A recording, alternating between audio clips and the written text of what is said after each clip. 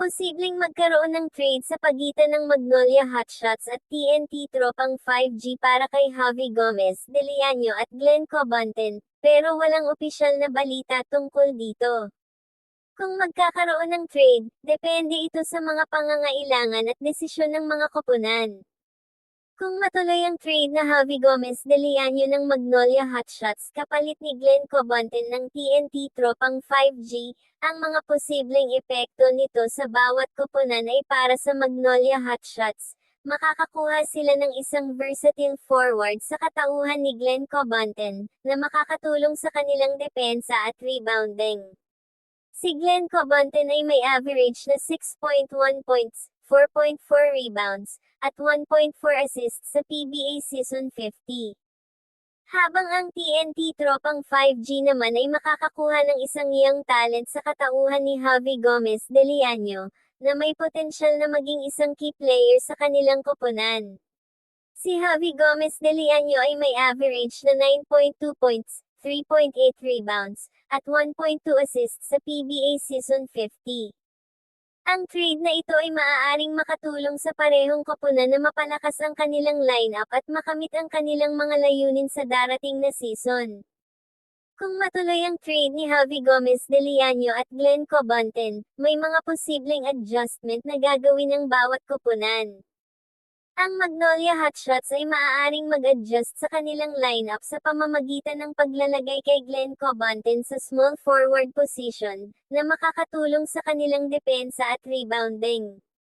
Si Glenn Cobonten ay maaaring maglaro bilang small forward, na makakatulong sa kanilang depensa sa pamamagitan ng pag-guard ng mga kalaban na small forward at pag-rebound ng mga bola. Maaring gamitin si Glenn Cobonten bilang defensive specialist, na makakatulong sa kanilang koponan na mapigilan ang mga kalaban na makapag-score at maaring gamitin siya bilang energy player, na makakatulong sa kanilang koponan na magkaroon ng momentum at energy sa mga laro.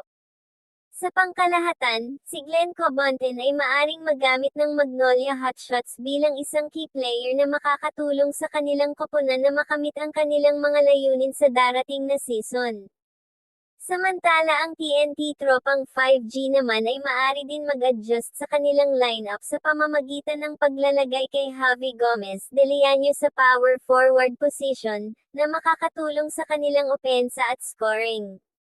Si Javi Gomez De Leano ay maaari din maglaro bilang small forward, na makakatulong sa kanilang opensa sa pamamagitan ng pag-score at pag-create ng mga oportunidad para sa kanyang mga teammate. Maaari ding gamitin si Javi Gomez De Leano bilang stretch 4, na makakatulong sa kanilang opensa sa pamamagitan ng pag-shoot ng mga 3-point shots at pag-open ng mga espasyo sa looban.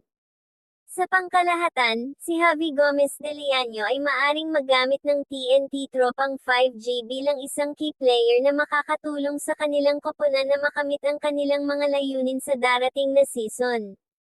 Sa trade na ito, ang TNT Tropang 5G ang posibleng panalo dahil nakakuha sila ng isang versatile swingman sa katauhan ni Javi Gomez De Leano, na makakadagdag ng bangis sa kanilang opensa at depensa na makakatulong sa TNT na mapalakas ang kanilang lineup.